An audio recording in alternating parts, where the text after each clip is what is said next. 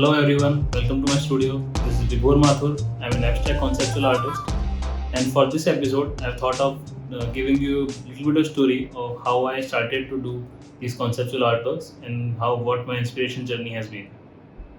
So I've always been a self-learner person. I learned design by myself, and I recently started doing art by myself. I had no art education or design education, but something about art and design used to intrigue me ever since I was a kid. Back when I was a kid, I used to do collages by my own. I used to cut out pictures from different newspapers and different magazine articles and used to cut out these images of people, celebrities, and places and make the collages out of it. This interest, this habit got me really interested into design and art. And after my engineering, I became a designer. In my design career, I learned a lot about advertising, social media, brand building, and lots of things. From the last 2 or 3 years, my interest has been really inclining into abstract and conceptual art. I used to look at pictures from different artists, and they are very abstract in nature. There is no particular meaning of the particular composition, there is no particular reference of the collage or the composition, but still, somehow the composition makes sense to me. I tried. I saw there's something interesting going on with the weird compositions that people are making. That got me very intrigued about conceptual art. In the last year, I tried making conceptual artworks using motion collages as a medium, and then I started doing conceptual artworks using the real objects. You and the current topic which I've been really exploring is the power tools and electrical tools, which are like electrical sockets, power plugs, wires, and other electrical small equipments related to this universe.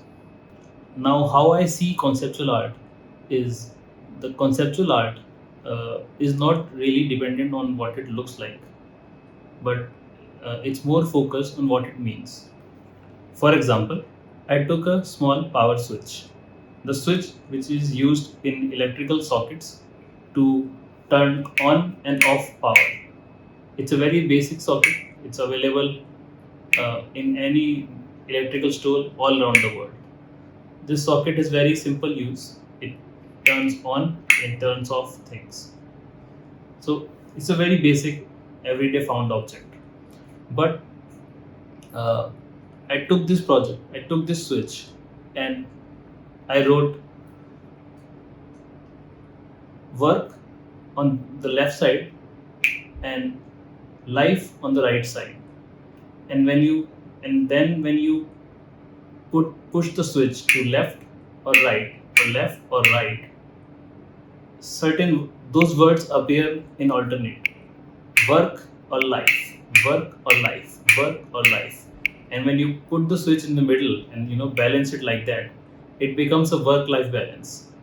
So using something very mundane and everyday, I twisted into a very metaphorical statement about our everyday struggles of balancing work and life, and it's kind of a struggle which everybody faces, whatever field they are in, whatever career they're choosing. Focusing on work and life and focusing on the balance is a very abstract and very relatable to everybody. So this is the kind of thing which is called conceptual art. What makes art conceptual is very clearly written in the name itself. It's the focus is on the concept rather than what it is. So I think the great artist Marcel Duchamp described it very clearly. It's not the art which is retinal. He called paintings and beautiful art a retinal art. That means it's only pleasing to the eye. Though this art also gives you a different feeling when you look at it. When you look at the painting of a waterfall or a mountain peak or busy street, you relate to that moment. When you look at something very beautiful of nature, you look at this and you feel like, what if I was there? What if I was looking at this natural place and I was there? I was feeling the nature. And when you look at the crowded street, you see the kind of life everybody has. The busy street, lots of people doing their own thing, going to market. Uh, Looking at different people's faces, you give you different stories, and that's how the paintings and artworks used to work. But think about it. there is also an art form which is not really focused on what it literally says. The meaning of the art, the feeling of the art is goes much deeper than what is visually presented. That's how the concept art comes in the picture. Concept art is basically focused on the concept. Now concept could is a very vague term. Now what is concept? Concept could be what is shown, why is it shown, in what context it is shown, in what context you are going to be watching it, what does it say? Does it say something specific, or does it say something very vague? So all these things make up the concept of the art, and that's how conceptual art is made. Uh, very I think the most prominent example, if you read any art history book, the most prominent example you'll find is by the artist Marcel Duchamp, when he placed a urinal, a normal toilet, men's toilet urinal, in an art gallery. It was a kind of prank that he played on the art gallery. But the concept was, when you visit a museum or when you visit an art gallery, you see lots of pictures, lots of beautiful paintings, large, huge scale paintings, and among these beautiful paintings, you see a urinal. And this urinal, which is usually belongs in a toilet, it belongs in the restroom. Nobody touches it, nobody likes to look at it. People pee in the toilet. It suddenly changes the context of art. It challenges your perspective right there and then. You, when you're the contrast of everything beautiful around you, and then suddenly a toilet, it just completely changes your perspective. It gives you a context of something bad can also be present in the whole good scenario, and which is also relatable to life as well.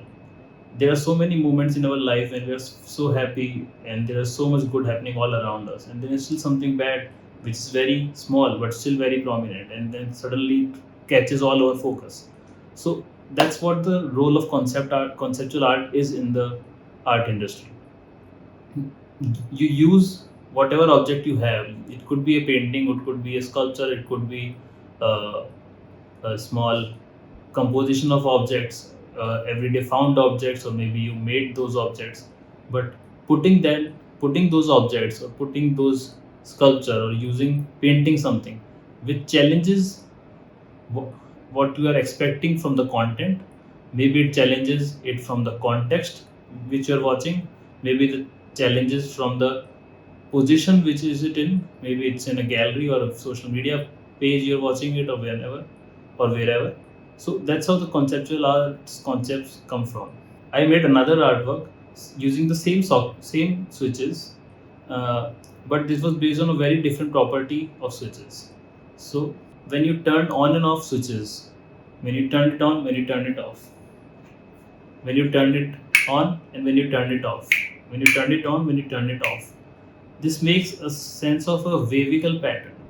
When you put it down and you put it from the top, it makes a wave in the pattern. And when you put different sockets in next to each other, and then when you push one and then another one and then another one, it will make a wave sort of motion. And then I use that motion to communicate mood. And I just used four switches and wrote MOOD, mood. And the switches are turning on and off in a wave pattern. And the overall concept, what I wanted to represent, is the mood swings.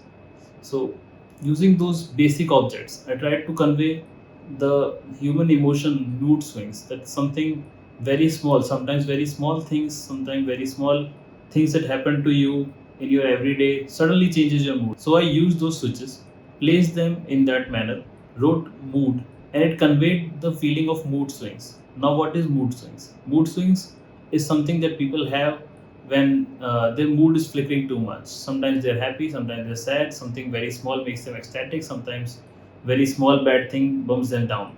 So mood swings happens to everyone. It's a very common feeling and everybody can relate to it. Now uh, showing that message, getting people to relate to that message through those very small power switches is a part of the concept art. So conceptual art basically challenges the viewer. It asks the viewer to look at the work and think from themselves that what does it mean. You think in terms of what is it, like what is literally presented to you, what do you see, what's the object, what's not present, what's present, is it something you know, is it something you don't know, in what context that object is present. So if like it's like I open a refrigerator and I open the icing area and see a tray of ice cubes, it's very usual to see ice tray in the icing section of refrigerator.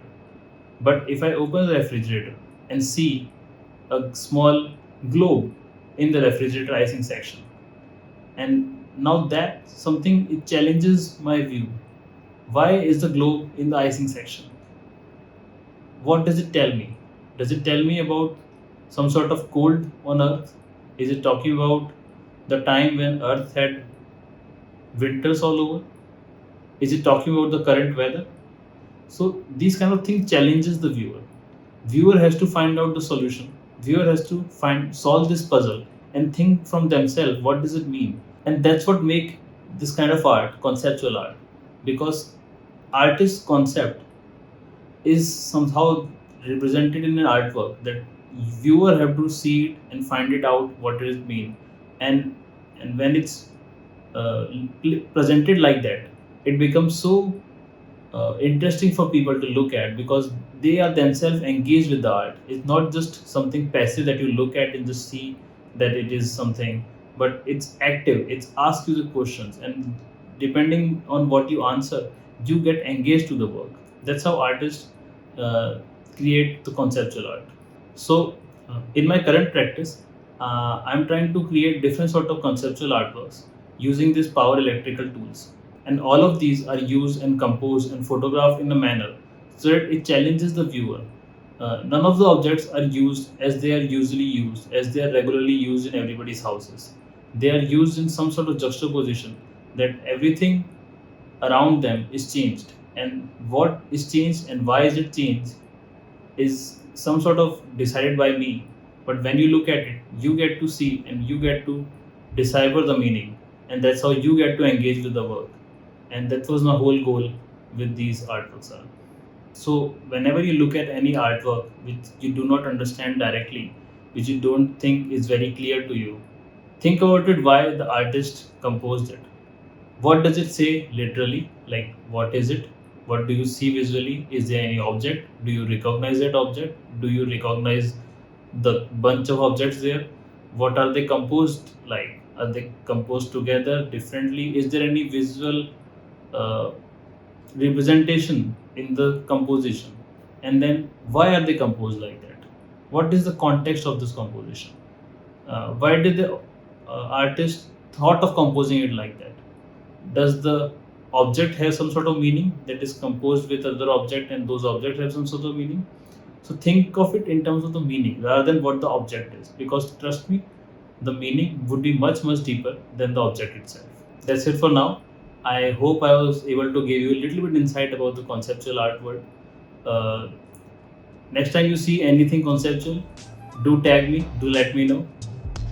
That's all for now. Thank you for watching. Bye bye.